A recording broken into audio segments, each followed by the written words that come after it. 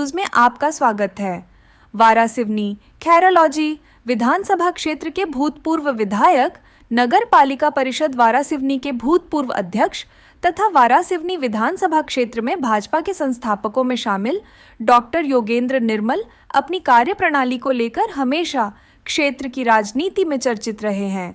वर्तमान समय में वह 2023 के विधानसभा चुनाव के बाद से भाजपा से हटकर पूर्व प्रधानमंत्री स्वर्गीय अटल बिहारी वाजपेयी के आदर्शों पर चलते हुए अपने समर्थकों के साथ टीम अटल बनाकर क्षेत्र में जन सेवा के कार्य कर रहे हैं।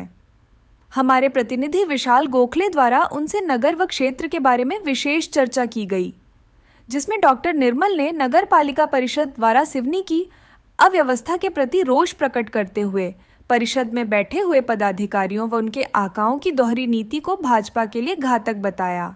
उन्होंने पूर्व विधायक की कार्यप्रणाली पर भी निशाना दागते हुए वर्तमान विधायक विवेक विक्की पटेल की कार्यप्रणाली की प्रशंसा की। आइए हम आपको सुनाते हैं भूतपूर्व विधायक डॉक्टर योगेंद्र निर्मल ने विशेष चर्चा में क्या कहा। देखो, निर्माण कार्यों से जो है ना असंतुष्ट है। अब वास्तव में देखा जाए तो नगर पालिका में कुछ अच्छा नहीं चल रहा है।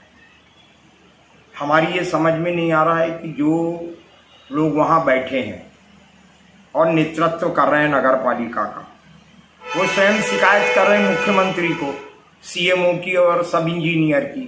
कितना दुर्भाग्यपूर्ण बात है ये।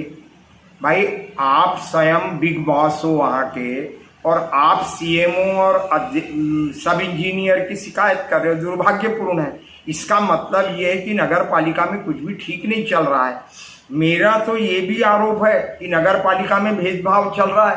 नगर पालिका में जो पुराने भाजपा के, ऐसा मैं समझ पा रहा हूँ, मेरे से तो संपर्क किसी का नहीं है, यहाँ आना जाना सारे भाजपा के जो पुराने 5 हैं उनका मेरे से मेल जोल नहीं है, मेल जोल नहीं है, न मिलना जुलना है। लेकिन उनके काम भी अटके फटके हैं।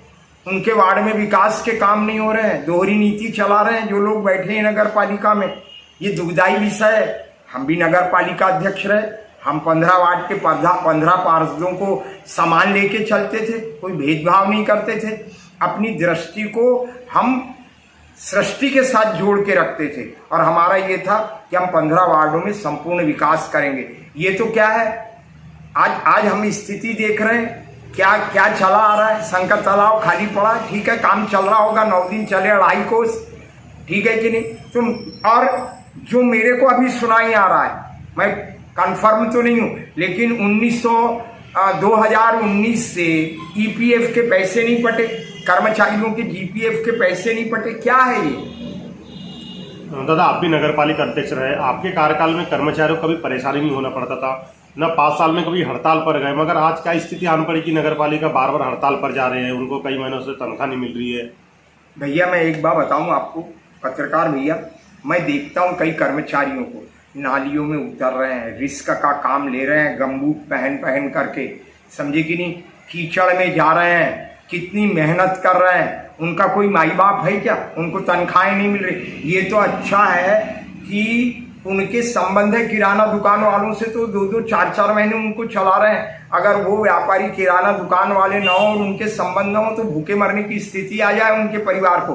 पहले वास्तव में देखा जाए तो नगर पालिका में जो लोग बैठे हैं उन्होंने पहले कर्मचारियों के हित का भी ध्यान रखना चाहिए, जनता का भी ध्यान रखना चाहिए। हमने सर्वांगीण विकास किया, कर्मचारियों का भी ध्यान रखा, विकास का भी ध्यान रखा, दोनों के बीच में संतुलन बना करके रखा और वारासिवनी का विकास किया। और इसीलिए कभी हमारे खिलाफ हड़ताल नहीं हुई कर्मचारियों की। मेरे समय में बढ़ाया मैंने मास्टर वालों के पैसे। आज मेरे को एक बात बताओ, 250 रुपए में 6-6.5 हजार रुपए में क्या होता है। मैं अभी परसों अग्रवाल के यहाँ एक धार्मिक किताब लेने गया था, बुक सेलर के यहाँ। वहाँ एक कर्मचारी आया, व्यापारी के यहाँ का कर्मचारी था। बोले, भैया 6वीं क्लास की किताब के कितने में आएगी किताब कापी? उसने कहा 4,900 रुपए की आएगी। अब एक कर्मचारी अगर कोई नगर पालिका का हो तो अपने बच्चे को कैसे केशव में पढ़ाएगा और 4,900 रुपए की किताब लेगा, आप मेरे को बता दो। इधर जाओ तो CS राइज है, CM राइज है, ठीक है कि नहीं? वो किसके लिए खुला है? हर व्यक्ति के लिए खुला है, लेकिन कई किस्म की अनियमितता है। तो आखिर पढ़े कहाँ कर्मचारियों के बच्चे, जाएं कहाँ, कपड़े कैसे पहने, कैसे किताबें खरीदे? नगर पालिका के कर्मचारियों की हालत खराब, कुछ गड़बड़ी कर रहे होंगे, मैं ये नहीं कहता कि सारे कर्मचारी निर्दोष हैं। मेरे को एक बात बताओ, उन लोगों के यहाँ भी काम पे जा रहे हैं जो पार्षद नहीं है? अगर मैं झूठ बोल रहा हूं तो देख लो आप सवेरे, आखिर उनके यहाँ क्यों कर्मचारी जा रहे हैं? तो ये बहुत सा विषय। अच्छा, कर्मचारी तो हुक्म का गुलाम है, जहां भेजोगे वहां जाएगा, जो काम बताओगे वो काम करेगा। लेकिन ये बात सही है कि कर्मचारियों की हित की बात आज नगर पालिका में 12 वर्ष से नहीं हो रही है। किसी को कर्मचारियों से लेना देना नहीं है, मास्टर वालों से लेना देना नहीं है। और वास्तव में देखा जाए तो ये मास्टर वाले ही शहर को गंदगी से और रोग से बचाए हुए हैं, ये मैं पूरे विश्वास के साथ कह सकता हूँ। दादा मेरे को एक बात बताओ यार, मैं तो एक ही बात करता हूँ, ये अंबेडकर भवन कौन ने बनाया था?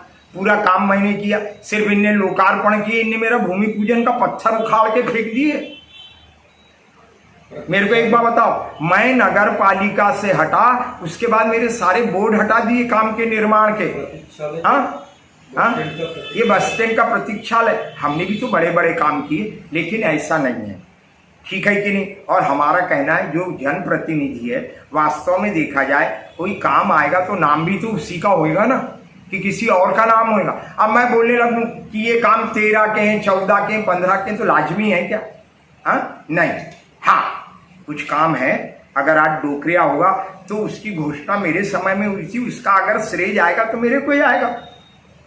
पर जो काम आज वर्तमान में विधायक हैं, अगर कुछ काम हो रहे हैं तो वास्तव में बोर्ड भी उसी का लगेगा, पत्थर भी उसी का लगेगा। ये रीति तुमने चलाई है, किन्ने? पिछले विधायक जी ने, ठीक है कि नहीं?